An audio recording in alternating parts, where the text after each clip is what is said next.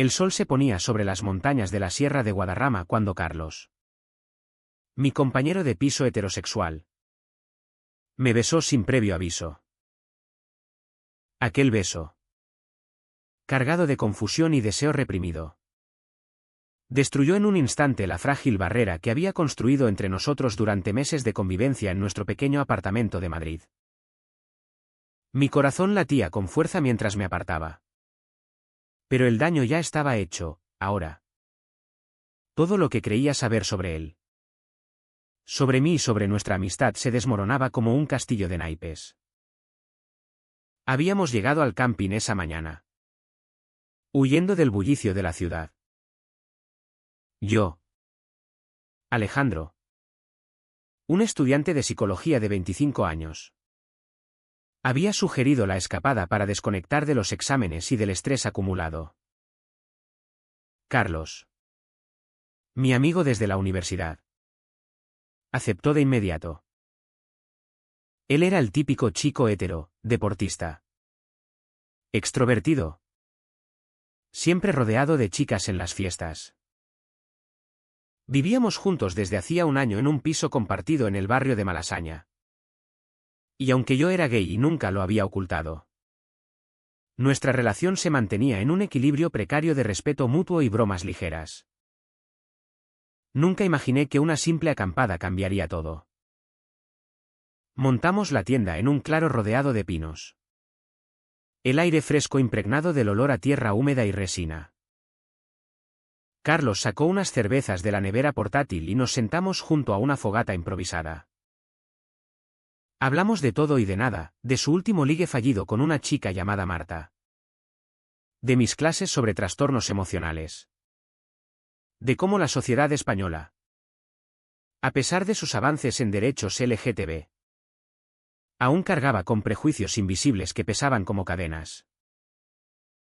Tío, eres afortunado de ser tan abierto, me dijo él, con esa sonrisa despreocupada que siempre me desarmaba. Yo no sé si podría lidiar con toda esa mierda familiar. Su familia era conservadora. De un pueblo en Andalucía, donde la tradición católica aún dictaba las normas. Su padre, un militar retirado, esperaba que Carlos se casara pronto y formara una familia normal. A medida que la noche avanzaba, la conversación se volvió más personal.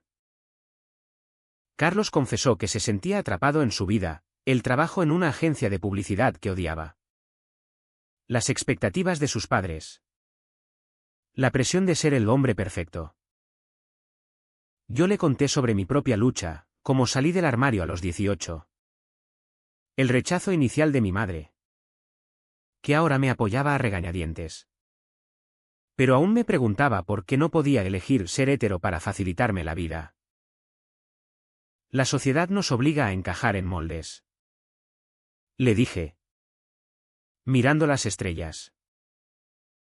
Él asintió, pero sus ojos se detuvieron en mí más de lo habitual. Fue entonces cuando sucedió. Se inclinó hacia adelante, y sus labios tocaron los míos. No fue un beso torpe, fue intencional, lleno de una urgencia que me dejó sin aliento. Me aparté bruscamente. ¿Qué coño ha sido eso?, exclamé, mi voz temblando. Carlos se quedó congelado, su rostro pálido bajo la luz de la luna. No lo sé, Ale. Solo sentí que tenía que hacerlo. El silencio que siguió fue ensordecedor.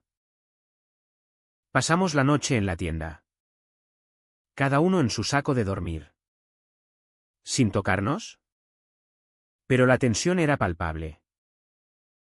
Al amanecer, decidimos volver a Madrid antes de lo planeado.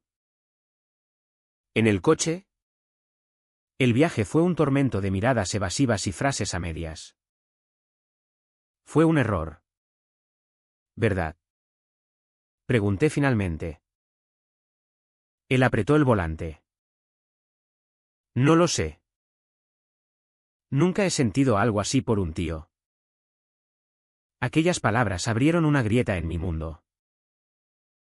Era posible que Carlos, el hétero inquebrantable, estuviera cuestionando su sexualidad. ¿O era solo la soledad de la acampada jugando con nosotros? De vuelta en el apartamento. La convivencia se volvió un campo minado. Cada mirada, cada roce accidental, cargaba con el peso de ese beso. Intenté ignorarlo, enfocándome en mis estudios. Pero mi mente no paraba de dar vueltas. ¿Qué significaba para mí? Siempre había sentido una atracción sutil hacia Carlos. Pero la había reprimido por miedo a arruinar nuestra amistad. Ahora, esa represión se convertía en un torbellino de emociones, deseo, miedo, esperanza. Por las noches, lo oía dar vueltas en su habitación. Y me preguntaba si él sentía lo mismo. Una semana después, la bomba estalló en casa de sus padres. Carlos había planeado una visita familiar en Sevilla para el fin de semana. Y me invitó a acompañarlo. Como si nada hubiera pasado. Acepté, pensando que podría ayudarnos a normalizar las cosas. Pero en la cena familiar, su padre, don Manuel, un hombre de bigote espeso y opiniones firmes, empezó a hablar de política. Estos maricones que se casan y adoptan niños. Es una aberración contra Dios y la naturaleza, dijo, mientras servía el gazpacho. Carlos se tensó. Pero no dijo nada. Yo forcé una sonrisa, sintiendo el veneno en sus palabras. Más tarde, en el jardín, confronté a Carlos. ¿Por qué no dijiste nada? Eso es lo que piensas tú también. Él negó con la cabeza. No. Ale. Pero es mi familia. No puedo enfrentarlos así como así. Aquella noche, en la habitación de invitados, Carlos entró sigilosamente. No aguanto más esta mierda, susurró. Me besó de nuevo. Esta vez con más pasión. Pero yo lo detuve. No puedes besarme y luego actuar como si nada frente a tu padre. Lágrimas rodaron por sus mejillas. Tengo miedo. ¿Vale? Miedo de perderlo todo, mi familia. Mis amigos. Mi identidad. Aquel momento fue el primero de muchos conflictos internos que nos aguardaban. Carlos estaba en una encrucijada, admitir sus sentimientos significaba enfrentar el rechazo social y familiar. Mientras que negarlos equivalía a traicionarse a sí mismo. Yo, por mi parte, me debatía entre apoyarlo y protegerme de un posible corazón roto. Los días siguientes en Madrid fueron un vaivén emocional. Carlos empezó a evitarme. Saliendo más con sus amigos heteros. Coqueteando con chicas en bares para reafirmar su normalidad. Yo lo veía sufrir. Pero no podía forzar nada. Una noche, regresó borracho y se derrumbó en el sofá. Te quiero, Ale. Pero no sé cómo manejar esto. Aquella confesión fue el punto de no retorno. Decidimos hablarlo, explorar lo que sentíamos. Pero en secreto. Para no exponernos al juicio ajeno. Sin embargo, el secreto pesaba como una losa. Cada caricia robada en el apartamento era un recordatorio de la doble vida que llevábamos. La presión familiar no tardó en intensificarse. La madre de Carlos, doña Carmen, llamó un día. insistiendo en que conociera a la hija de una amiga. Una chica perfecta para ti. Carlos mintió, diciendo que estaba ocupado. Pero la culpa lo carcomía. Yo, meanwhile, lidiaba con mis propios demonios, mi mejor amiga. Laura. Notó mi distracción y me interrogó. Estás enamorado de él, ¿verdad? Ten cuidado. Ale. Los heteros curiosos rompen corazones. Sus palabras resonaban en mi mente, avivando el miedo a ser solo un experimento para Carlos. A medida que nuestra relación secreta avanzaba, los conflictos se multiplicaban. En una fiesta universitaria, Carlos besó a una chica frente a mí para disimular. Y el dolor me atravesó como un cuchillo. Confrontamos esa noche, si me quieres. ¿Elige? Le dije.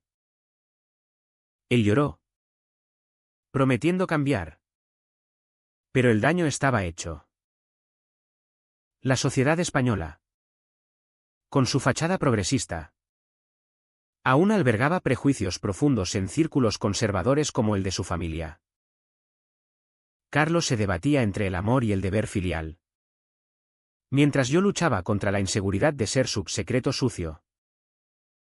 El clímax de esta primera fase llegó cuando su padre visitó Madrid inesperadamente. Don Manuel nos encontró en una posición comprometedora, Carlos con la mano en mi hombro.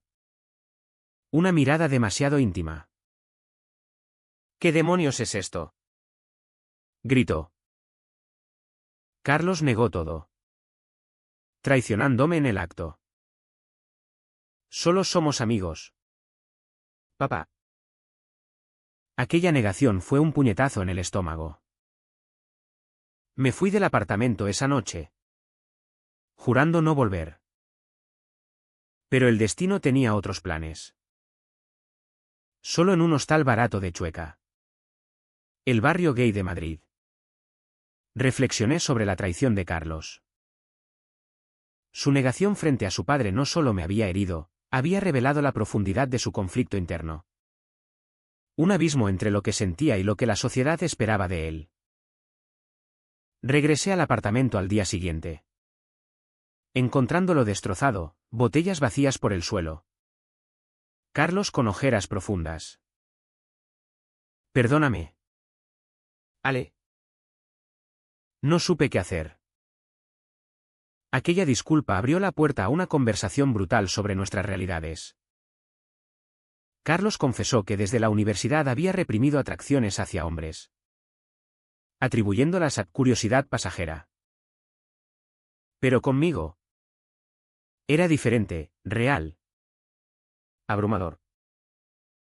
Mi familia me mataría si lo supieran, dijo, evocando recuerdos de su infancia en Sevilla, donde los chistes homófobos eran moneda corriente. Su padre, un hombre forjado en la dictadura franquista, veía la homosexualidad como una debilidad moral. Su madre, devota católica, rezaba por un nieto que perpetuara el linaje. Carlos se sentía atrapado en un molde que no le cabía. Pero romperlo significaba arriesgar el exilio familiar. Yo compartí mis propias batallas, el bullying en el instituto por ser diferente, el rechazo inicial de mi familia vasca, más liberal pero aún condicionada por tradiciones. Salir del armario no es un evento, es un proceso diario. Le expliqué. Decidimos intentarlo de verdad, ser pareja. Pero con cautela. Empezamos a salir en secreto. Paseos por el Retiro al atardecer. Cenas en restaurantes discretos. Cada momento era una victoria contra el miedo. Pero también un recordatorio de la precariedad. La sociedad española, a pesar de leyes pioneras como el matrimonio igualitario desde 2005, aún albergaba bolsas de intolerancia. En el trabajo de Carlos, Sus colegas heteros bromeaban sobre maricas en las pausas para café. Él callaba. Pero cada silencio era una puñalada a su autoestima. Yo. En la universidad. Enfrentaba preguntas curiosas de compañeros. ¿Tienes novio? Mentía. Protegiendo nuestro secreto. Pero la mentira corroía mi integridad. Un punto de inflexión llegó con una crisis familiar. La abuela de Carlos falleció. Y el funeral en Andalucía reunió a toda la familia. Carlos insistió en que fuera con él como su amigo. En la iglesia. Rodeados de cruces y rezos. Sentí la opresión del dogma católico. Durante el velorio. Un tío suyo. Ebrio. Soltó un chiste homófobo. Carlos rió por inercia. Pero sus ojos me pedían perdón. Esa noche. En el hotel. Exploté, no puedo vivir así. Fingiendo. Él admitió su cobardía. Pero prometió cambiar. Dame tiempo. Ale. Lo haré por nosotros. De vuelta en Madrid. Carlos empezó terapia en secreto. Explorando su bisexualidad reprimida. Las sesiones revelaron traumas, un beso adolescente con un amigo que terminó en vergüenza y silencio. Yo lo apoyaba. Pero la paciencia se agotaba. Una noche.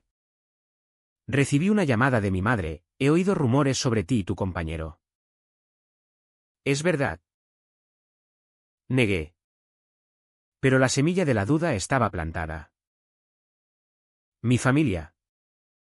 Aunque aceptaba mi orientación. Vería una relación con un hétero confuso como un error. La tensión escaló cuando Carlos recibió una oferta de ascenso en su trabajo. Condicionada a mudarse a Barcelona. Podríamos empezar de cero allí. Sugirió. Pero yo dudaba, ¿era huida o compromiso? Antes de decidir. Una traición inesperada lo cambió todo. Descubrí mensajes en su teléfono, coqueteos con una chica de la oficina. Marta. La misma de antes. Solo es para disimular. Juró él. Pero el daño era irreparable. ¿Disimular? ¿O negar quién eres? La discusión degeneró en gritos. Revelando matices éticos, ¿era justo que yo exigiera outing cuando él no estaba listo? ¿O era yo quien se sacrificaba en vano? Herido. Busqué consuelo en Laura. ¿Quién me advirtió? El amor no debe costar tu dignidad. Decidí darle un ultimátum, o lo contaba a su familia. O terminábamos. Carlos aceptó. Pero con terror. Planeamos una visita a Sevilla para la gran revelación. ¿En el tren? Su mano temblaba en la mía. Si me rechazan. ¿Qué haré? Yo lo tranquilicé. Pero internamente dudaba de mi propia fuerza. Al llegar. La cena familiar fue un polvorín. Don Manuel hablaba de nietos. Doña Carmen de bodas. Carlos tomó aire y soltó, papá. Mamá. Soy bisexual. Y Alejandro es mi pareja. El silencio fue sepulcral. Don Manuel se levantó. Rojo de ira. ¿Bisexual? Eso no existe. Es una moda degenerada. Doña Carmen lloró, Dios nos castigará por esto. La discusión escaló, acusaciones de corrupción. Referencias bíblicas. Amenazas de desheredación. Carlos defendió nuestra relación. Pero el precio fue alto, su padre lo echó de la casa esa noche. Regresamos a Madrid en un tren nocturno. Carlos destrozado. He perdido a mi familia por ti. Murmuró. Aquellas palabras, aunque no intencionales, plantaron la semilla del resentimiento. Yo me sentía culpable, ¿había empujado demasiado? La sociedad, con sus avances, no preparaba para el dolor personal de romper con tradiciones arraigadas. Carlos se sumió en una depresión, cuestionando su decisión. Tal vez debería haber seguido fingiendo. En las semanas siguientes, nuestra relación se tambaleó. Carlos alternaba entre cariño y distanciamiento, culpándome sutilmente por su pérdida. Yo lidiaba con mi propia culpa, consultando a un terapeuta sobre codependencia en relaciones LGTB. Un día, en una manifestación del orgullo en Madrid, Carlos se negó a ir, no estoy listo para eso. Aquel rechazo me dolió profundamente, destacando la brecha entre mi aceptación y su lucha interna. La crisis culminó en una pelea monumental. Descubrí que Carlos había contactado a Marta de nuevo, buscando normalidad.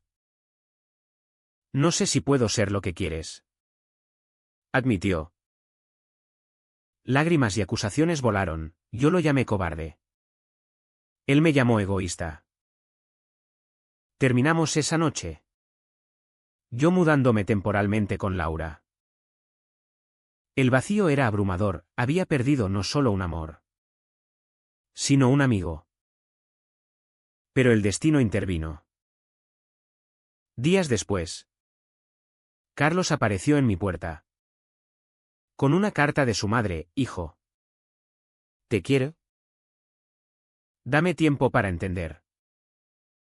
Aquella grieta de esperanza lo cambió. Quiero intentarlo de verdad. Ale. Sin secretos. Reconciliados. Pero cautelosos. Reanudamos nuestra relación. Sin embargo, nuevos desafíos acechaban, el mundo laboral, los amigos, la sociedad que, pese a sus leyes, aún juzgaba en silencio. Con la reconciliación vino una falsa calma. Carlos, impulsado por la carta de su madre, empezó a abrirse más, contó a algunos amigos cercanos sobre nosotros, recibiendo reacciones mixtas. Algunos lo apoyaron. Otros se distanciaron con excusas vagas. La homofobia sutil es la peor, comenté yo, recordando casos en mis estudios de psicología. En España, donde el 90% apoya el matrimonio gay en encuestas, la realidad cotidiana era más gris, miradas de reojo, chistes inofensivos, exclusión social en círculos tradicionales. En el trabajo de Carlos, la noticia se filtró. Su jefe, un hombre progresista en apariencia, lo felicitó, pero pronto asignó proyectos menos visibles. Es discriminación encubierta, le dije. Carlos lo negó al principio, pero la realidad lo golpeó, colegas que antes lo invitaban a copas ahora lo evitaban. Su autoestima se resquebrajó, llevando a noches de insomnio donde cuestionaba todo. Tal vez mi padre tenía razón, esto complica todo. Mi propia familia no era un bálsamo.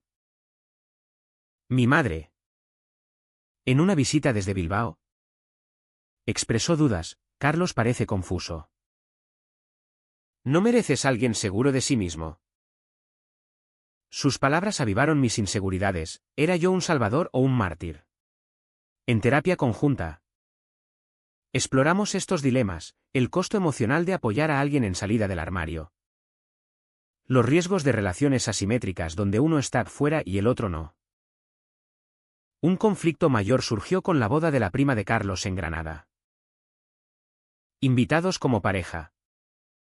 Enfrentamos el escrutinio familiar. Don Manuel nos ignoró. Doña Carmen nos dio un abrazo forzado.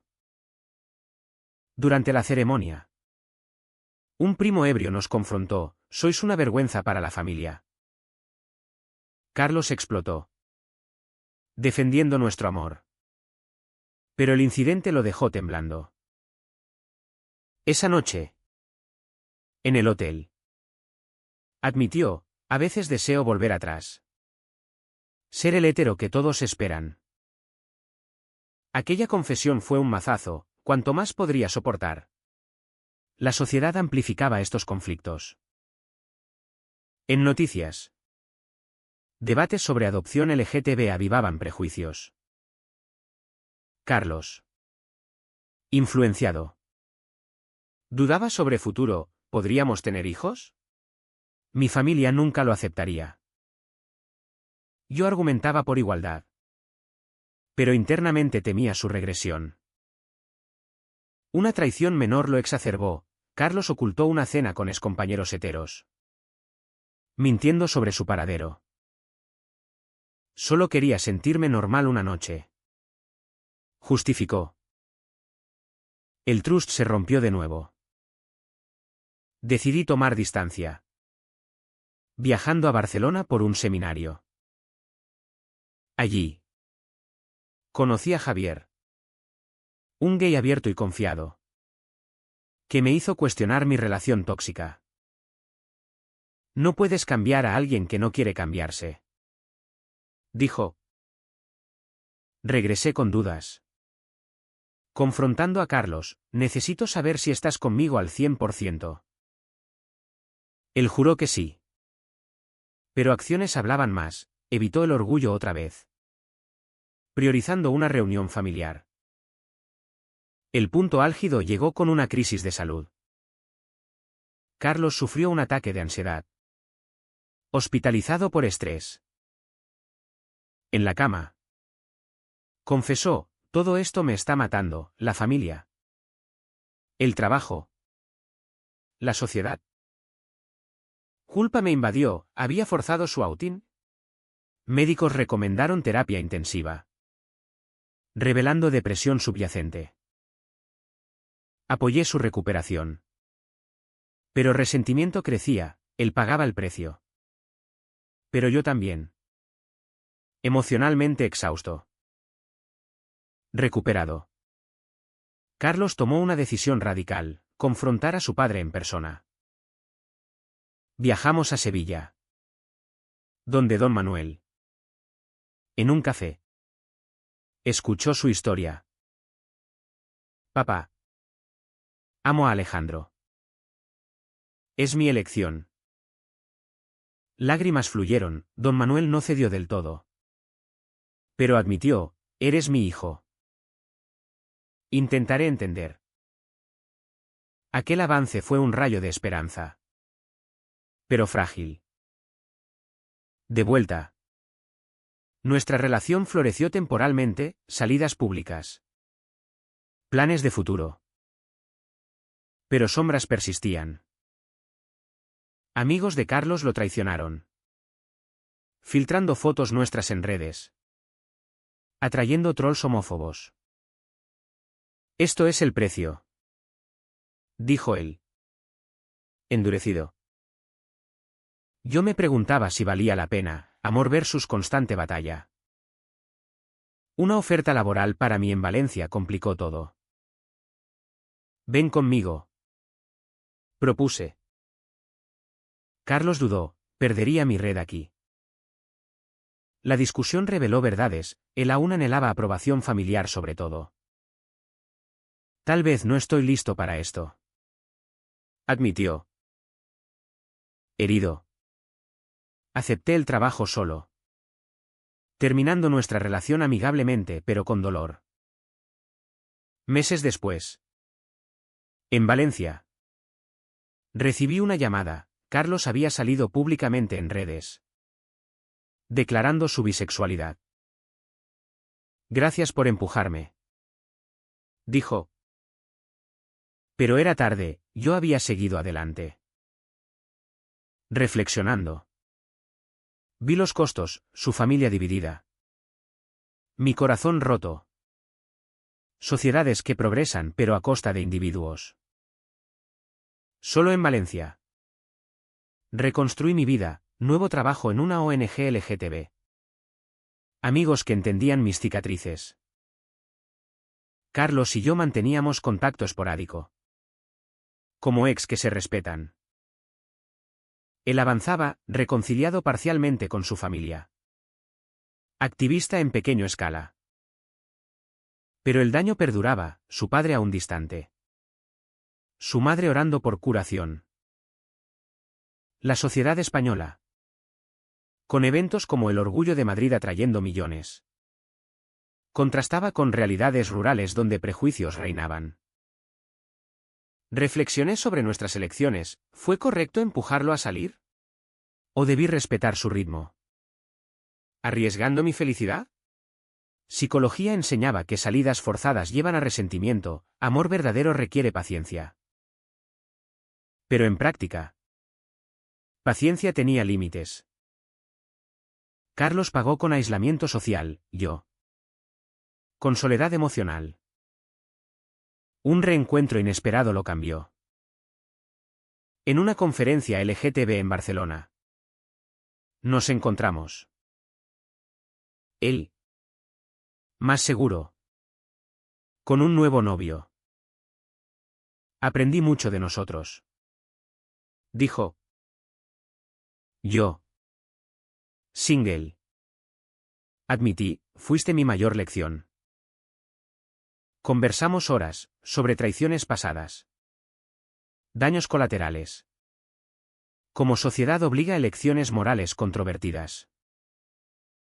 ¿Valió la pena? Pregunté. Él sonrió, sí. Porque ahora soy libre. Aquel encuentro cerró ciclos. Pero abrió debates internos.